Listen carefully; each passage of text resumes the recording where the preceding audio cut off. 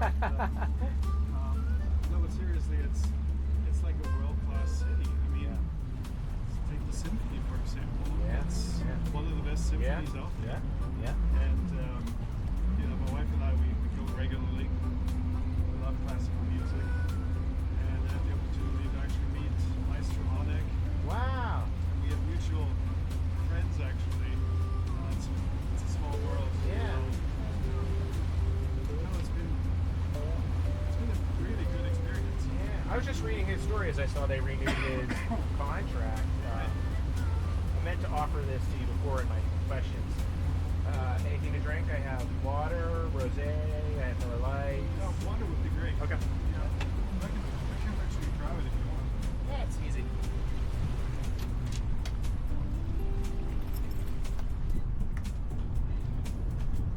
Thanks a lot.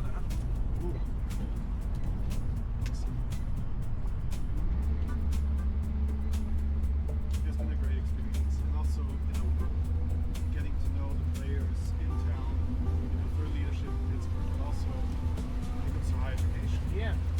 That's been great. And so through leadership in Pittsburgh, I got to know folks at the Allegheny Conference. Okay. And something that I'm really interested in establishing is an intermediary between colleges and industry.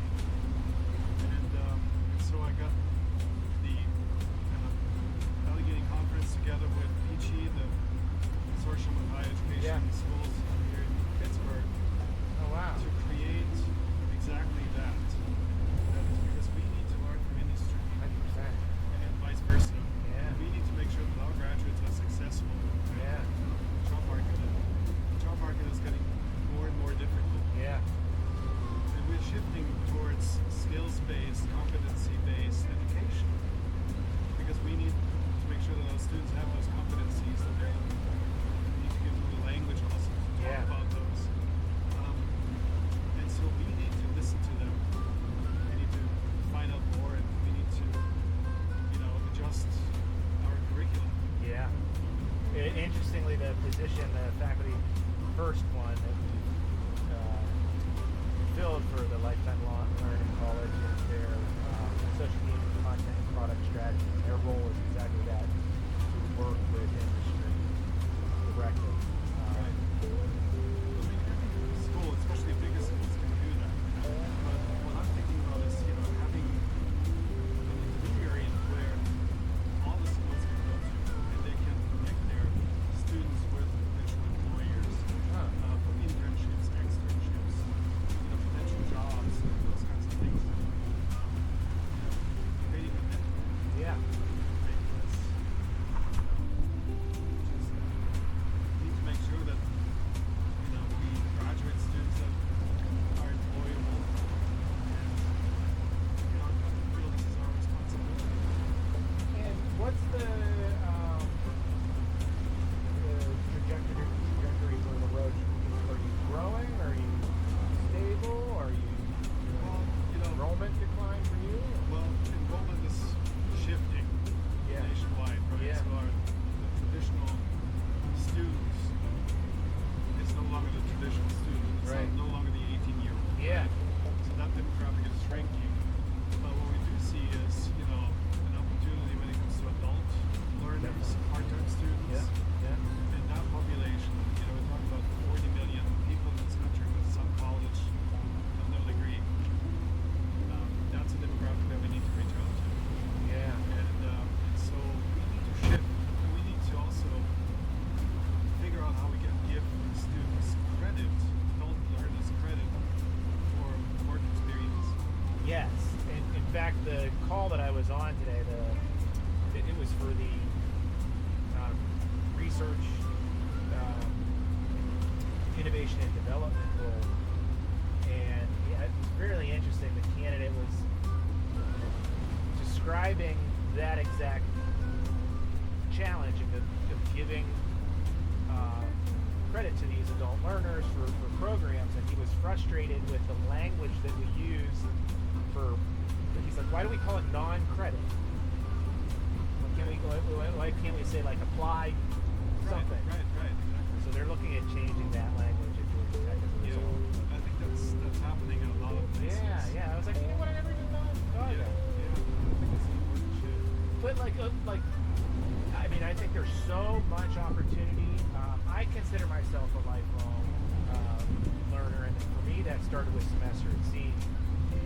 We'll figure it back out on the water again. Right. But I learned a lot because it was immersive, Yeah. and it was just really neat.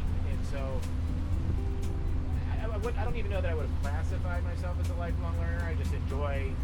This is a good example. I came back. I didn't know how to use a boat. I threw myself into it, and I figured it out. Yeah. Still figuring it out 10 years later. But like, I have, I guess, distanced myself. You know, I work in higher education from any kind of additional learning, and I miss it. I do. That's why I go to conferences, quite frankly. And Yeah. I can get a bit frustrated when sometimes as a vendor, you're not allowed to attend some of the most, engaging, interesting topics. Right. So I really like to find associations that look at vendors as partners in which we need to understand what's happening in the industry just as much as anyone does. Right. So where do you usually go when it comes to conferences? I guess I rotate a bit. So this year, NCCI, are you familiar with them at all? They're small and growing. They're the network for continuous change and innovation. It's one of my favorite associations. Yeah, and the president works at CMU. His name's Brian Paudry. So it's NCCI. Their annual conference, which will only have about 300 people, is going to be held here in Pittsburgh. Yep, this summer. I may do a floating think tank for them as well, so I'll take like a subset of that group out. What did I say? Continuous change and innovation. Continuous change and innovation, something NCCI. It's a mixture of what I would say are what you would see in shared services, but like sometimes I only go to an association that has only HR people, only finance people, only IT people. And what's fascinating about this is it's those three audiences talking to each other. So it's HR, IT, and finance, and they come from all different pockets of a university. So they might be in a provost's office, they might be in the president's office, they might be in the management team, they might be part of a shared services group. And they're at a lot of universities that I already work with. So Georgia Tech is a member of that, Carnegie Mellon is a member of that, University of Idaho is a member of that, and then some that are completely new to me. And so I have an agreement with them in which my firm is a preferred partner. So they essentially help with business development and introduction. So I'll be pretty active at that conference. And then the Kubo, which is all the business officers. This will be the second year that we've sponsored their board chairs reception. That was intentional. I just thought last year with all the changes in federal funding and it impacted my business being downstream, I just thought like the future of higher education is going to be dependent on these financial leaders. Like this is the moment in the limelight for them. And I want to be there for it. I just want to listen in and be the fly on the wall. And it's been fascinating. Last year, in the thick of all the volatility, it may have caused, the conference was in DC, it may have caused a little more anxiety around policy and just sort of the depressing side of the future of higher education if nothing changes. But to me, I'm an optimistic person, and I just see a ton of opportunity right now for the universities that are willing to listen to industry, not force feed something. And I'm not saying they all do that, but it feels that way at times. And so I think blessings can come in disguises, and all this stuff. Unfortunately, I feel terrible for the alumni at the smaller schools that might get gobbled up and may no longer exist. Right. On a much smaller scale, my grade school, it's gone, and I want to show my children. I can show them the building now, but it's no longer that, and they're no longer. I can't send my kids there. Right. So I get that, but I think.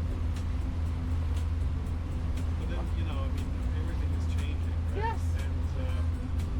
And even we sometimes think that something that has been around for 200 years or whatever, will still be there 100 years from now. There's no guarantee. Yeah. And if everything's changing, and those schools are not changing, then good luck. Exactly. Have you been down here at all? The shore thing? Do you know what this is? No, I don't. Oh, okay. So this is year number 2 for it. This is put on by a nonprofit called Riverlight. And essentially they bring it out now the second year, and then it won't be here in the wintertime, so it's just a floating barge.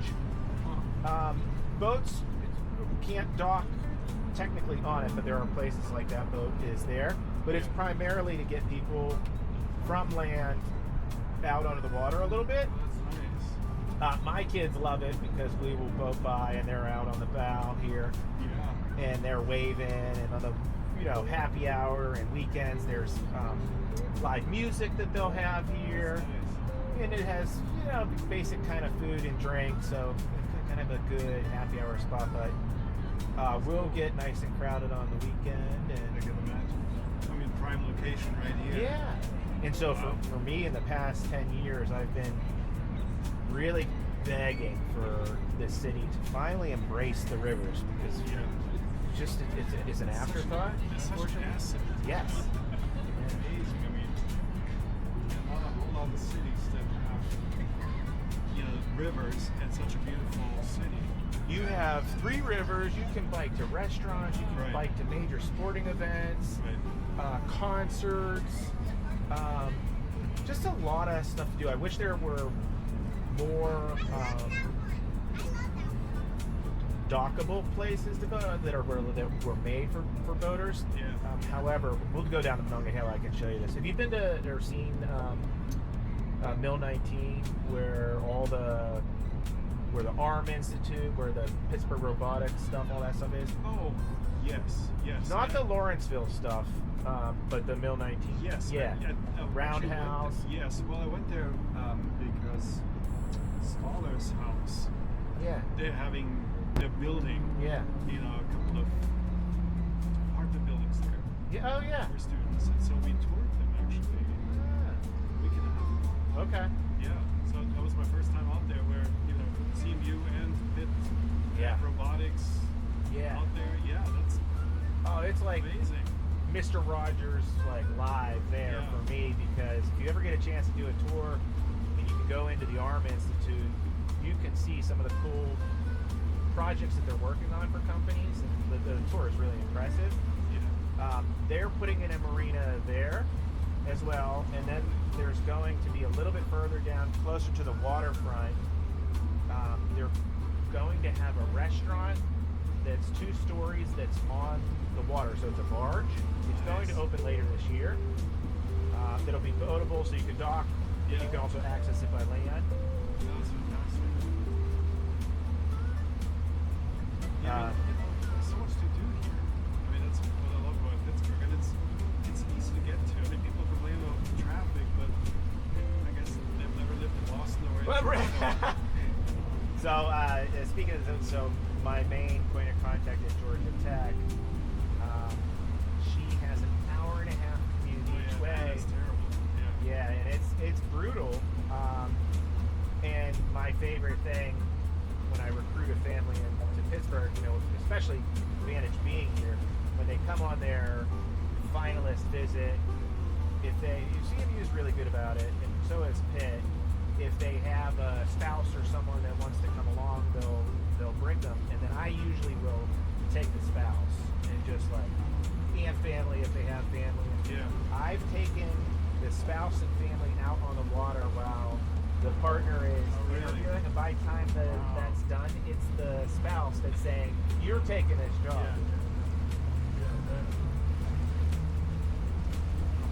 I love that the convention center is accessible by boat. Unfortunately, many of the conferences come in the winter time, which is, Right. I know it's cheaper then, and Yeah. things like that. Right. Well, that's cool. I didn't know that, but yeah, it makes sense. It's cool. Yeah. So where in Pittsburgh is home for you? Whitesburg. Oh, you're in Whitworth. Okay. Yeah. You know, my son goes to Nash. That's John Delegating Senior High School. Yeah. So he's a rising senior. So he's gonna be, and he's, you know, moving from Spokane was a bit difficult because, you know, he had so many friends there. My daughter was already in college, so that was easy. And she actually transferred from Whitworth University, where we Yeah. go to the Roche and loves it. Okay. And my son loves Nash too, and in fact, you know, he likes to debate. And this week he's actually in Richmond, Virginia, at the national debate. No So way. that he's in heaven. Wow. That's his thing, and you know that wouldn't have been possible. If it was Great previous life high skills school. there. Yeah. So it's all working out. But yeah, I mean Pittsburgh has lots of opportunity to experience.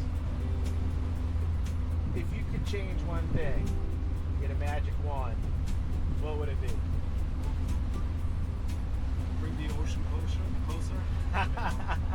All right, fair enough. My wife really likes the ocean. I do too. Yeah, yeah. But yeah, apart from that, it's been perfect. As in a past life, a avid scuba diver. Oh really? Yeah, I very much miss the ocean.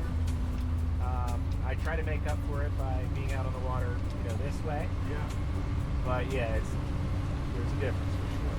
Well, I mean, being on the water makes such a big difference. Yeah, yeah. I didn't grow up near an ocean. I mean, most of the ocean was, Italy for me, which was 4.5 hours. Yeah. But we do have rivers. We have a river in Salzburg, so that for me was important to be close to the water. I looked at it. That's as close as I got to it. So my dad, my grandfather, came from Italy, early 1900s, and grade school education, started an automotive and towing company in Sharpsburg. It still exists today. Really? That my dad and brother now run. So if you ever break down, call Ferris Towing.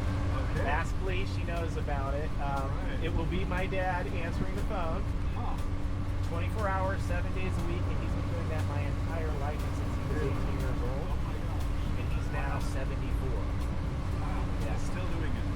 Yes, I actually came back a decade ago Yeah. with the intention of trying to get him to retire, and now I'm the one that's intentionally trying to get him to keep working. I see how it has kept his cognitive ability really sharp. And so, I actually myself don't have the goal of retiring. Maybe shifting, slow it down a little bit at some point. But I do see as we all strive to stay healthier. A lot of that can be physical appearance, but brain health is everything. That's where, lifelong learning comes in. Keep your brain sharp. Physically too. When we think about it from a recruiting standpoint, like when I'm going down a preferred list or set of minimum requirements, it's experience and education is around really 3 degrees. Undergraduate, graduate, of master's or terminal degree. I might look for a CPA if it's working to a JD for certain fields, an MD. But there's just so much opportunity to create micro credentials that you can stack and turn into something that gives you a certificate or maybe even leads to a degree. And, Right. That's what I did when I was in Chicago. You know, I was dean and I wanted to learn more. And so my school offered a certificate in nonprofit management. So I thought, Oh, wow. I'm going to do that. And you know, I felt like a first year student again because it was so much fun. And before I knew it, I was like, I'm just going to go for the master's. And then the master's in nonprofit management and also one in higher education administration. I thought, you know, that's what I want to do anyway. So that's what I did. And that was fun. So let me ask my favorite question to ask anyone that has achieved your level of success in higher education. What did you want to be when you were my son's age? Because no one, as a kid, Right. I think very rarely do you say, I want to, lead a university. Maybe you do, but I didn't think that way. So I'm just curious. You know, I wanted to be the guy in the back of the garbage truck. Did you really? Yes. I thought that's the coolest job out there because you're out there for something connected to, you know, like a trucker. Either that or a trucker. Because, you know, I thought it was so fascinating to be out there and to jump off that thing and to... So, in my neighborhood now, you can recall earlier this winter we had a really bad snowfall. Right. So I think one of the only people on my block that has a snowblower. So I was like out saving everyone in the neighborhood. So we were out quite a bit, and we saw our garbage crew come by. Yeah. And my daughter was just like in awe because it wasn't a garbage man that jumped on the back, it was a woman. Oh, really? And she's a beast. She's now that we know her and she's out there, she's on the back. She is